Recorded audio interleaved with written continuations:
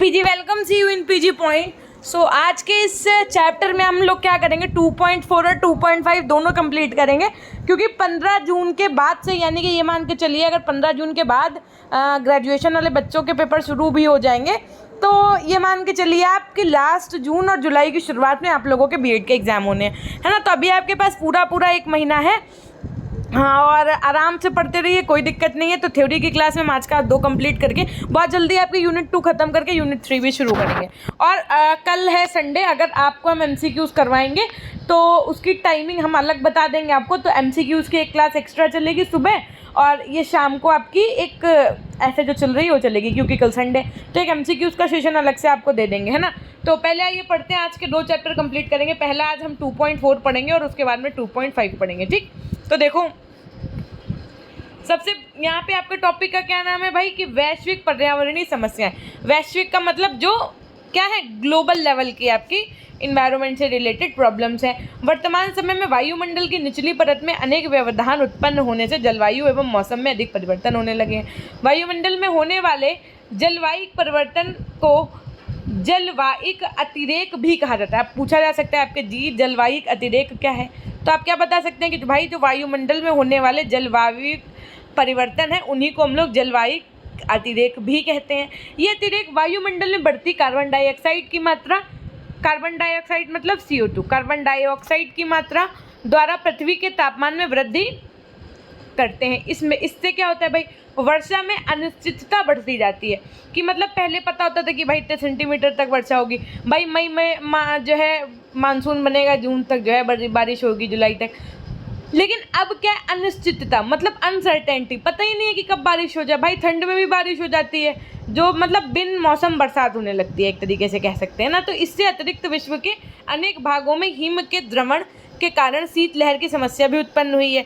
भाई जब snow melting होगी तो सीधी सी बात है कि शीतलहर की समस्या तो उत्पन्न होनी ही होनी है। वायु के आसमान दबाव के कारण चक्रवात एवं तूफान की भी समस्या उपजी है। वन विनाश यानी फॉरेस्ट डिस्ट्रक्शन के कारण वर्षा के स्तर में कम या अधिक होने के कारण सूखा तथा बाढ़ दोनों की ही समस्याएं बढ़ गई हैं।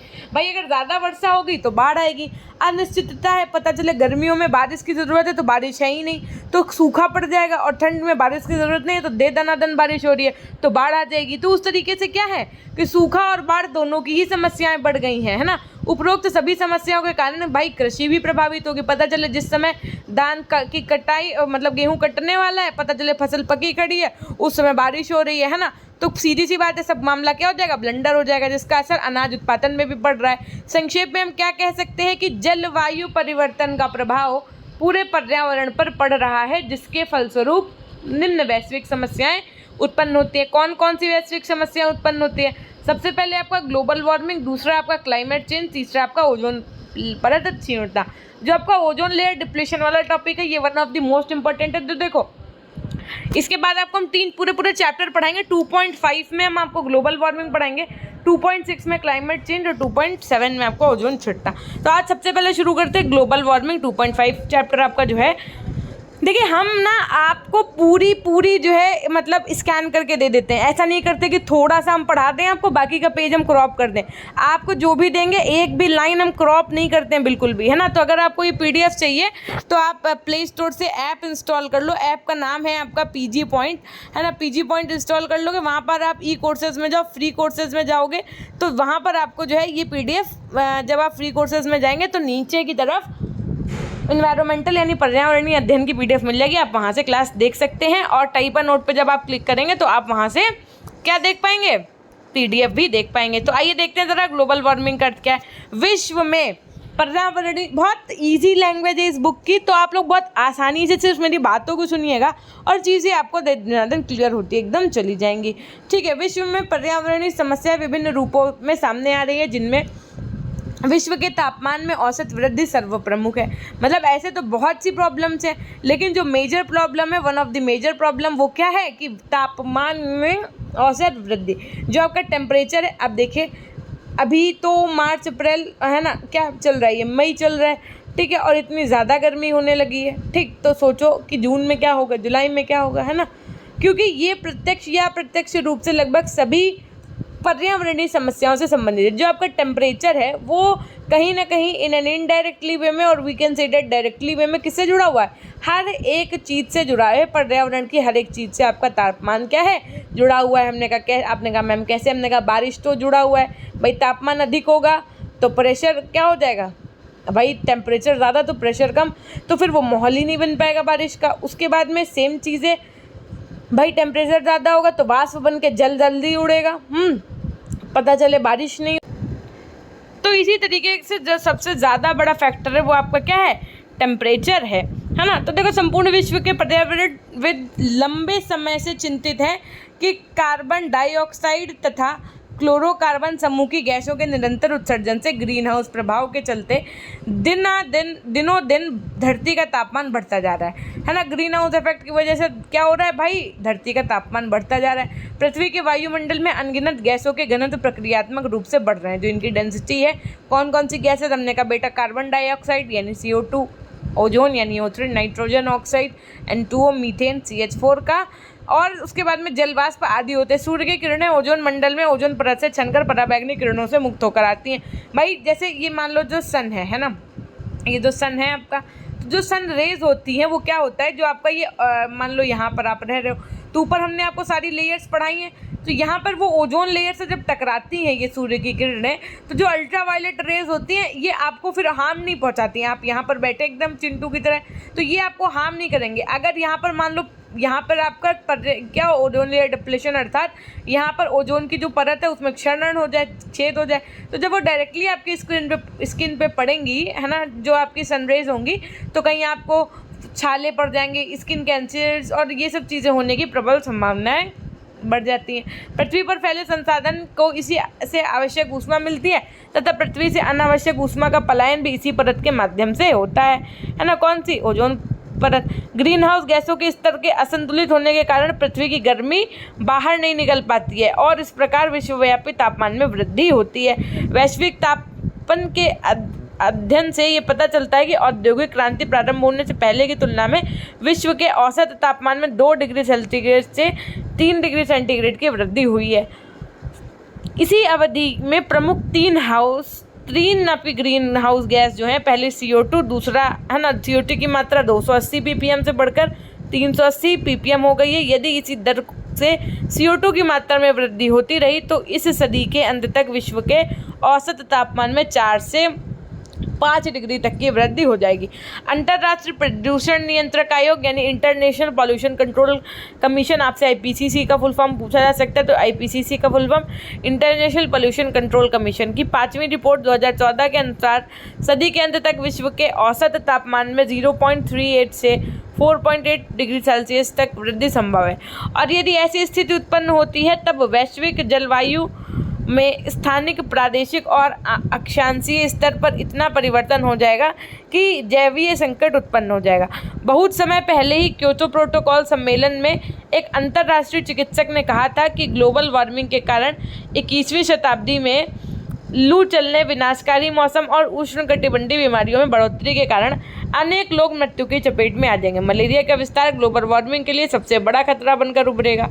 परंतु उपरोक्त कथन के प्रति गंभीरता से विचार न करने के कारण आज वैश्विक तापमान की समस्या विकराल रूप धारण कर चुकी है तथा जलवायु परिवर्तन का मूल कारण भी बनी है। ग्लोबल वार्मिंग के समय वैश्विक तापमान जो था, वैश्विक तापन तथा भूतापन आदि शब्दों का प्रयोग भी किया जाता था।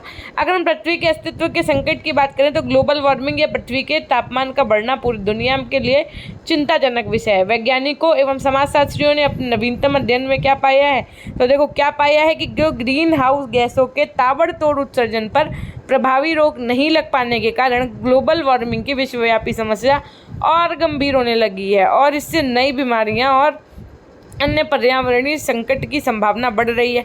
इसकी वजह से समुद्री सतह में वृद्धि हो रही है तथा बाढ़ व सूखे की आशंका बढ़ रही है। प्रति 10 वर्ष में लगभग 2.42% डिग्री सेल्सियस ताप की वृद्धि वसुधा के अस्तित्व को ही निगलने के कारण बन गई है।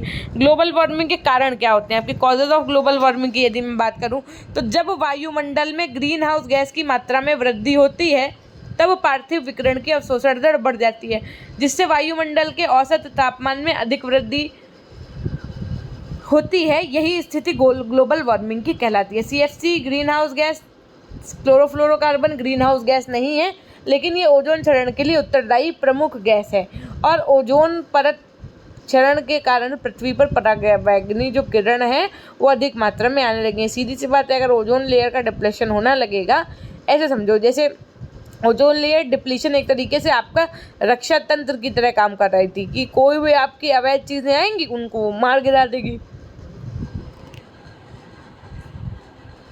लेकिन हुआ क्या भाई, तो लेकिन ये हुआ कि अब जब ये इसी में आप पर्यावरण को जो आपके संरक्षित कर रही है ओजोन लेयर में ही जब आप उसका ध्यान नहीं रखेंगे तो क्या होगा भाई, सीधे सीधे सनरेज आएंगे जो आपकी स्किन और हर चीज़ के लिए हार्मफुल होंगी, चाहे आपके पेड़ पौधे हों, चाहे आपकी स्किन हो, चाहे नदियाँ हों, हर एक चीज़ के लिए हार्मफुल होंगे। वैश्विक तापमान मुख्यतः मानव जनित कारणों से संबंधित है, जिसमें औद्योगिकरण, नगरीकरण, तापीय विद्युत उत्पादन, जैविक ईंधन का प्रत्यक्ष अप्रत्यक्ष दहन, खनन, आधुनिक उत्पादन तकनीकी तथा वन विनाश जैसे कारक सर्वाधिक महत्वपूर्ण हैं। इन कारणों से ही विभिन्न प्रकार की ग्रीन हाउस गैसें और ऐसी गैसें उत्सर्जित होती हैं जो प्रत्यक्ष एवं अप्रत्यक्ष रूप से पृथ्वी के औसत तापमान में वृद्धि करती है। कार्बन डाइऑक्साइड सर्वप्रमुख गैस है, जिसके लिए सर्वाधिक उत्तरदायी कारक जीवाश्म ईंधनों का दहन तथा तापीय विद्युत उत्पादन है। इसके अतिरिक्त विभिन्न औद्योगिक प्रक्रियाओं से methane, carbon dioxide, chlorofluorocarbon, sulphur dioxide, sulphur hexafluoride जैसी विभिन्न हानिकारक गैसों तथा रसायनों का उत्सर्जन होता है, जो ग्लोबल वार्मिंग के लिए उत्तरदायी है। प्राकृतिक रूप से ज्वालामुखी विस्फोट, दलदली भूमि, धान की खेती तथा जुगाली करने वाले जानवरों से मीथेन के उत्सर्जन जैसे कई कारक ग्रीन हाउस गैसों के प्रभाव में वृद्धि करते हैं। ग्लोबल वार्मिंग के अगर दुष्प्रभाव की बात की जाए तो विश्व जलवायु एवं मौसम संबंधी परिवर्तन होना, तापीय वृद्धि से सूखे की समस्या में वृद्धि होना, चक्रवर्ती दशाओं में परिवर्तन आना, वायुमंडलीय परिसंचरण का बाधित होना, समुद्री जल स्तर में वृद्धि होना, बर्फ का पिघलना, कई द्वीपों एवं तटीय प्रदेशों का जलाक्रांत, मानव का विस्थापन एवं तथा पुनर्वास की समस्या का बढ़ना और उसके बाद में मृदा की उर्वरता में कमी तथा बंजरीकरण में वृद्धि होना।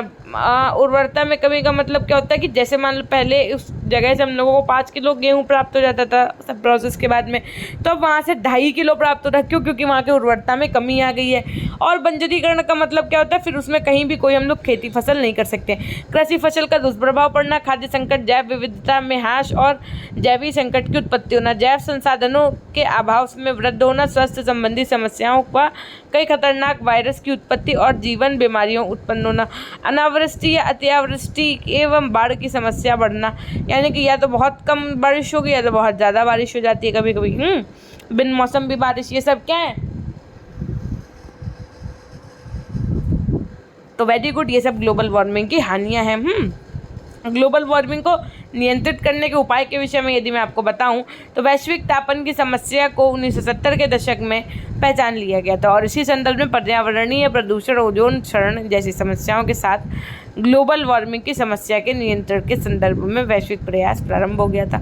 सन 1972 में स्टॉकहोम सम्मेलन में संयुक्त राष्ट्र पर्यावरण कार्यक्रम यानी United Nations Environment Programme UNEP की स्थापना सन 1985 में ओजोन क्षरण से संबंधित वियना सम्मेलन, कौन सी वियना कॉन्फ्रेंस, और 1987 में मॉन्ट्रियल सम्मेलन। याद रखिएगा आप ये सारे सम्मेलन है ना, ये देखो मैंने अंडरलाइन भी कर रखा है, ये भी अप्रत्यक्ष रूप से वैश्विक तापन की समस्या से भी संबंधित है। लेकिन सन 1980 में अंतर्राष्ट्रीय पर्यावरण प्रदूषण नियंत्रण आयोग जो international pollution control commission IPCC के गठन के साथ जलवायु परिवर्तन और ग्रीन हाउस गैसों की मात्रा से संबंधित अध्ययन की प्रमुख पहल हुई। IPCC की प्रथम रिपोर्ट के आधार बनाकर सन 1992 के पृथ्वी शिखर सम्मेलन यानी अर्थ समिट या रियो सम्मेलन, रियो कॉन्फ्रेंस में पर्यावरण के संरक्षण को लेकर कई प्रमुख संधियां और समझौते भी हुए। इनमें सतत विकास पर आधारित एजेंडा 21, जैव विविधता संधि, जलवायु परिवर्तन संधि तथा वन एवं वन्यजीव संरक्षण संधि प्रमुख है। रियो सम्मेलन में विभिन्न पर्यावरणीय समस्याओं के समाधान के लिए विश्व के विभिन्न देशों ने कई सुझाव प्रदान किए और इसी आधार पर सन 1995 से अधिक से प्रत्येक वर्ष संयुक्त राष्ट्र सभा द्वारा पर्यावरण दशाओं का अध्ययन किया जाता। जलवायु परिवर्तन संबंधी सम्मेलन में नीतिगत एवं सैद्धांतिक रूप से प्रतिबद्ध पहल सन 1997 में क्योटो में कही गई कि इस क्योटो प्रोटोकॉल समझो कहा जाता है क्या कि क्योटो प्रोटोकॉल ने ग्लोबल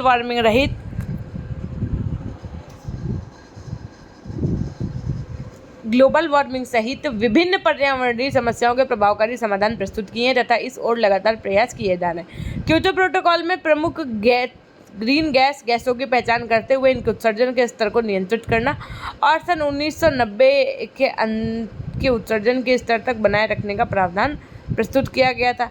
विकसित देशों को अपने ग्रीन हाउस गैसों के उत्सर्जन स्तर